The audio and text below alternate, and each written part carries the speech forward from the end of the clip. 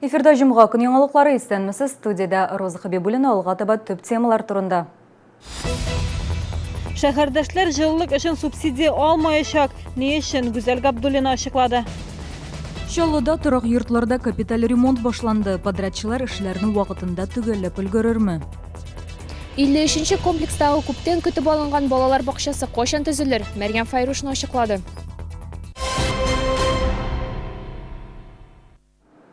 Шәһәрдәшләр жылылык өчен субсидия алмаячак. 1 июльдән әлеге дәүләт ярдәменә документлар кабул итмиләр. Исегезгә төшерәме, жылылык өчен субсидия 6 ел элек торак коммуналь хезмәтләр өчен түләүләрне киметү өчен билгеләнде. Әлеге акча гаиләдәге һәр кешегә дә 20 меңнән сумнан да аз керемләткән очракта гына түләнде. Чаллыда мондый гаиләләр саны 50 меңнән артык. Ни өчен алар субсидиясыз калды? Гүзәл Габдуллина сюжетында. Мәксут Рахимуллин бүген жылылык өчен субсидияга документлар тапшырырга килгән, әмма әлеге дәүләт ярдәменең башка түләнмәячәген аңа кабул итү бүлмәсендә генә әйткәннәр. Мин моны белмәдем. Мин моны кабинетка кергәч, миңа инспектор булар турында бөтенесен дә әйтте. Минем пенсия 10 мең, 10 меңдә 500, хатынныкы 8 мең. Ә безнең кыш көне, кроме этого, миңа субсидия бирелгән февральдә 1255 сум, мартта 1255 сум, это апрельдә шул сумма.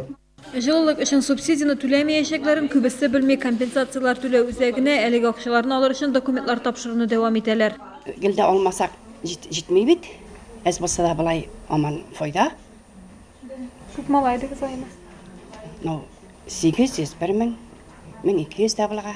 Үзәк белгечләре жылылык өчен субсидия урынына минималь яшәү дәрәҗәсе 6970 сумнан да ким булган очракта аз керемлелек буенча субсидия алырга мөмкин ди. Документлар исемлеге шул ук. Шәһәрдәшләр Татарстан министрлар кабинетының 332-нче карары турында тулырак мәгълүматны августта, июль айы өчен алынган квитанциялардан укып белә алачак. Гүзәл Габдуллина, Ленар Султанов, яңалыклар. Соңга калу булса да, Чаллыда торак йортларда капиталь төзекләндерү башланды. 113 йортта эшләр алып барыла. Төзекләндерүгә 1 миллиард ярым сумга якын акча тотачаклар. Мәгълүм булганча, быел тендер соңрак узды. 2017 елның июль айында төзекләндерү азакка якынлашкан иде. Подрядчылар объектларны вакытында тапшырырмы, хәбәрчебез дәвам итә. Бүген 52-дә 11 йортында фасадны төзекләндерә башладылар. Биредә шулай ук кайнар һәм салкын су бирү системалары ремонтланачак. Әлеге йортка 11 миллион сум акча тотылачак. На данный момент люди начали уже заходить. Мы перед началом работ производим передачу дома в капремонт, оформляем все это актом, и подрядчик приступает к выполнению непосредственно работы. Капиталь ремонт белән 2 генераль подрядчы Волга Промстрой һәм Твой дом оешмалары шөгыльләнәчәк. Төзекләндерүне 1 декабрьгә тәмамларга тиешләр. Вакыт аз кала, фасад һәм түбәя бу эшләрен суыклар башланганчы бетерергә кирәк. Өстәвенә яңгыр да киртә булырга мөмкин. Будем рассматривать увеличение рабочего дня, количество работников на объектах, ну и применение материалов, которые быстрее, удобнее укладываемые, быстрее высыхающие, например, как на фасаде.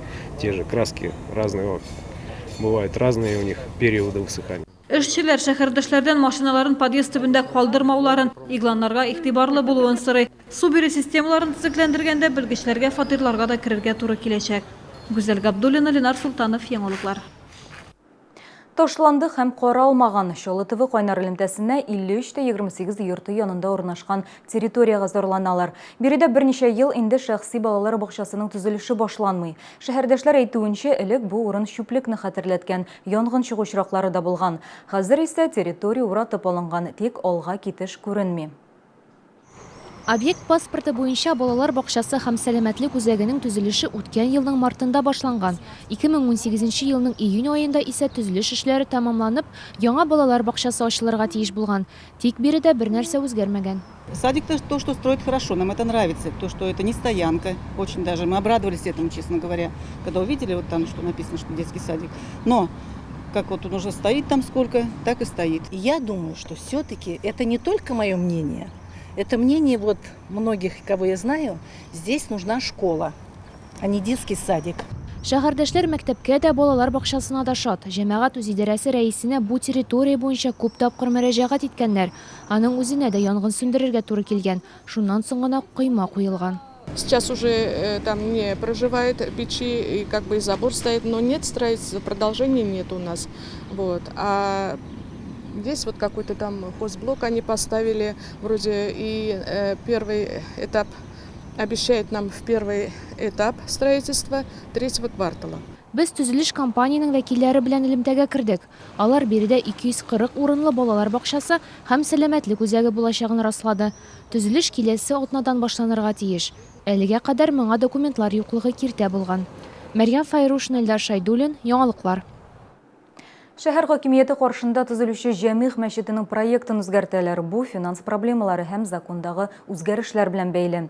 Яңа документ инде көзгә әзер булырга тиеш. Исегезгә төшерәм, мәчет өчен җир 1992 елда бүлеп бирелде. Төзелеш иганәчеләр хисабына алып барыла. Бүгенгә инде 50 миллион сумнан артык акча тотылган. Теманы хәбәрчебез Ләйсән Ханова дәвам итә. Мәчет өчен җир бүлеп бирелгәнгә 30 елга якын, төзелеш башлауга исә 10 ел тирәсе. Эш бары иганәчеләр һәм садака хисабына алып барыла. Төзелешнең акырын баруы да акчага бәйле. Безнең бөтен эшләребез әле аскы өлештә яки җир эшендә дәвам итә. Бик күп эшләнде. Аллага тапшырып, менә инде әйтик, менә бу подвал эшен тәмамлады. Подвал эше ул 3,5 метр биеклектә, аста өстә бетон капланган. Әмма без әле һаманда җир өстенә генә чыктык, инде урысча әйткән нулевой отметкада гына һаманда. Стеналарны күтәрү өчен генә дә 100 миллион сум акча кирәк. Проектны үзгәртүдә заман таләбе. Хәзер законнар башка, өстәвенә проектны арзанайту мөмкинлеге дә бар. Архитектурный облик не меняется. Вот это, чтобы вы понимали, да? Речь идет только о материалах. О материалах, о некоторых перепланировках, может быть, и так далее. То есть вот именно об этом. То есть просто за эти годы появились новые современные материалы, которые дешевле, долговечнее и не уступают по красоте, так сказать, тому, что было тогда заложено. Яңа проект көзгә әзер булырга тиеш. Инде 25 июльдә мәчет активы яңа подвалда җыелып намаз укырга ниятли. Ләйсән Ханова, Ленар Солтанов, Яңалыклар. 27-дә 10 йорты ишек алдындагы чәчәк түтәләре берәүне дә битараф калдырмый. Матур бакча биредә армыйча эшләгән яшәүчеләрнең тырышлыгы белән барлыкка килгән. Матур почмакны Мәрьям Файрушина күреп кайтты. 27-дә 10 йортында яшәүчеләр чәчәк бакчалары белән соклануларын яшерми. Биредә төрле лилия, роза, мальва, петуниялар үсә. Төп бизәлеш кояшта да, күләгәдә дә яхшы үсүче виноград. Чәчәкләр ничек душу греет, бит край, ничек матур. Такую красоту, это надо труд особый вложить, чтобы сделать. Йорт өчен җаваплы булган Зинаида Ромашина бер чәчәк бакчасын карый. Аның үз бакчасы да бар, тик ул биредә дә эшләргә һәрчак вакыт таба. Чтоб людям нравилось, красиво жили. Вот я это хочу. Чтоб все научились жить нормально, красиво. Бакчаны карарга биредә яшәүчеләр дә булыша. Кемдер үсенте алып килә, икенчеләре су сибә. Чәчәкләр урамда гына түгел, подъездда да үсә. 27-дә 10 йортының беренче подъездында гөл чүлмәкләре, тәрәзә пәрдәләре, стенада рәсемнәр. Подъездга керү белән йортта яшәүчеләрне туган көннәре белән котлап махсус такта эленгән. Мәрьям Файрушина, Сергей Вильданов, Яңалыклар.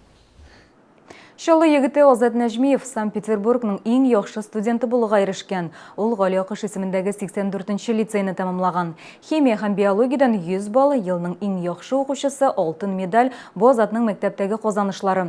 Хәзер ул Питерда медицина университетының 5-нче курсында укый, фән белән шөгыльләнә. Баш миенә операциялар ясарга өйрәнү өчен тренажер уйлап тапкан. Киләчәктә роботлаштырылган хирургия өлкәсендә эшләргә тели. Шушы көннәрдә Азат Италияга хирургия буенча стажировкага китәргә җыена. Табиб һөнәренә Азат мәктәптә үк әзерләнә башлый. Бик яхшы укый, химия буенча бөтен Россия һәм халыкара олимпиадаларда катнаша. Медицина университетына керүгә фән белән шөгыльләнергә керешә. Бармакларын баш миенә операция ясарга әзерләр өчен тренажер уйлап чыгара. Нияте роботлар ярдәмендә операция ясаучы хирург булу һәм бу яңа алымны үзебезнең Чаллыда куллану. Да Винчи дигән робот, аны күптән ясадылар инде, әлегә әкренләп ул медицинага кереп бара. Шул минем хыялым шул Да Винчида оперировать өйрәнеп, шул медицинаның шул ягына кереп китәргә. Аның өчен инде башта кул белән эшләргә кирәк, общий хирургияны өйрәнергә кирәк. Киләчәктә максатлар шундыйрак. Азат күп кенә халыкара конференцияларда катнаша. Һәр бер чыгышымны мин Ярчалыдан татар егете дип башлыйм ди ул. Туган телгә ихтирам ата-анадан килә. Аларның иләрендә татар китаплары күп. Абдулла Тукай, Илһам Шакиров портретлары, татар рәссамнарының картиналары бар. Мин үзем шуңа күрә балаларым татар рухында тәрбияләргә теләдем, татар телендә үссеннәр дип. Хәзердә мин аны дәвам итәм инде. Азат көрәшчеләр нәселеннән Минзәләдә көрәшче Нәҗмиевларны һәркем белә. Азатның ике абыйсы үзе спорт осталары. Егет Билбау көрәше буенча бөтен Россия халыкара турнирларда җиңү яулаган. Ихтыяр көче максатка ирешү теләге әнә шуннан килә. Иң югары бүләк шушы инде, дөнья беренчелегендә икенче урын алган. Азат Чаллыга елга 2 тапкыр кайта. Ара аз булса да туган мәктәбенә барып килә, яраткан укытучыларын күрә. 84-нче лицей миңа күп нәрсә бирде ди. Егет өчен әти-әнисенең, абыйларының шәхси үрнәге дә бик мөһим. Олы улыма биреп бетермәгәнне уртанчысына бирдем, уртанчысына биреп бетерелмәгәнне кечесенә биреп, барлык булганыбызны бирергә тырышкан балабыз һәм шуның нәтиҗәсе дип уйлыйм инде. Илебезнең терәге, халкыбызның таянышы бул. Бу сүзләр Азат Тугач Әҗмәкәй авыл советы язган котлау хатыннан. Улыбызга бик туры килә дип горурлана бәхетле атана. Римәхмәтов, Илдар Шәйдуллин, Яңалыклар. Бүгенге менә шулар. Мин Роза Хәбибуллина сезнең белән сау булашам. Алдагы ялларыгыз файдалы үтсен.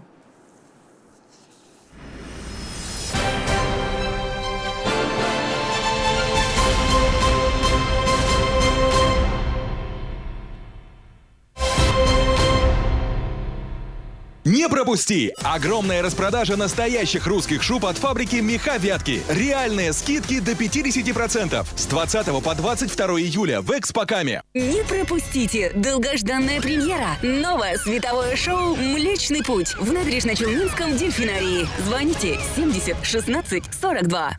5-9 һәм 1. Башкалабыз Казанга комфортлы рейслар. Сезгә уңайлы булган тукталыштан алып китәбез. Һәр 10-нчы барып кайту бушлай. Күп каналлы бердәм телефон 5-9 һәм 1.